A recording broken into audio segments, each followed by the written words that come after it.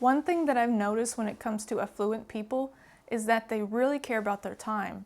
And with that, they also care about their privacy. So I've noticed that when people work out and they're affluent, they're usually doing it in a way that is sometimes free to them. It takes their time, but they're using nature or what they have around the house to work out. Now, when I was in Sedona, I noticed this couple, and what was for us a hike, a really big hike that we didn't even get to the top of, one of those formations, the rock formations, we didn't even make it to the top of. They were using it as a circuit. They were going all the way up and all the way down, and I think they did it at least 5 times or more. And to them it was, they even stopped and talked to us and explained that, yeah, that this is kind of a free exercise, and they were fit, and you could tell that they had money just by the way they presented themselves and dressed. Now, I don't think I could have done that hike. I would not have been able to. One, because the elevation, not used to it. Another reason is I've got short legs, and that's one of the reasons why I didn't get to the top of that formation that day. But I just noticed that it's crazy that someone that could afford a gym membership was just walking outside where the rattlesnakes are and where all the tourists are. That's one thing that I would get annoyed, is the tourism. But if you'll notice, people have only so much time. They know that that gym equipment is going to be open when they're going on a hike that's very difficult. There's not going to be very many people there with little kids, so they're not going to run into that. There's not going to be any dogs climbing this hike, so they're not going to run into that. And they've basically narrowed down what is the best way for them to get exercise in without it costing much, and where they also get sunlight and get this natural feeling of doing work. When we work outside or when we do stuff, like if we're building something, we're working on it. Like if we're maybe polishing a car, you're actually working and getting something accomplished and done instead of just sitting and doing your reps. So that is also an added bonus when it comes to the dopamine that gets pumped out when you actually do physical work versus something that's more, when you go to the gym, it seems like vanity, but it seems that you just feel better when you're doing physical work. Now, one thing that I noticed is I want to go to a park when I really don't need to. I can just go outside and jog, and I don't really need to buy any weights because I am small. Almost anything can be weights. Now, if you get a gallon of water is usually about 8 pounds. And that's enough for a lot of workouts for women, at least.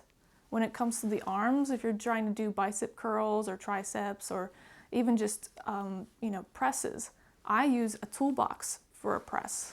And I kind of got that inspiration from the military. So I've been printing out these charts just for my own mental clarity of performance values in the military when it comes to physical fitness tests.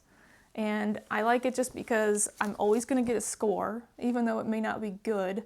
There's always, as long as you're passing, you're going to have a score, and it may be 40 points. It may not be 100 points, it may be 40, but you're getting a score, and it gives you something to grade yourself upon and do better on. And you can also see, based on your age, where your performance should be, because you're not going to be able to perform as well as someone younger than you. But in some of these instances, like when it comes to pull-ups, people 26 to 30 or 21 to 25 they have the scores, they have to do more reps than someone that's 17 to 20.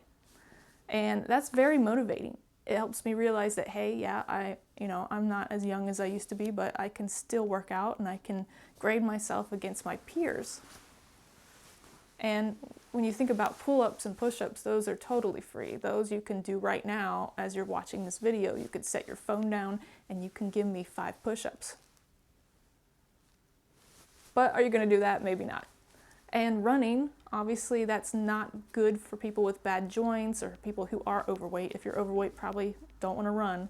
But walking, everybody knows how to walk. Everybody can get out and walk at a faster pace than maybe their normal stride, and it'll help them get their joints moving, help their balance, stuff like that. So it's really always been there for us, picking ourselves up off of things, pulling ourselves onto things, hiking up things and taking stuff that's from around the house and lifting it up and down. You don't really need to buy that gym equipment or that gym membership. Maybe you want a trainer. You can always get those online that can talk to you over your phone. And that's good if you need the support.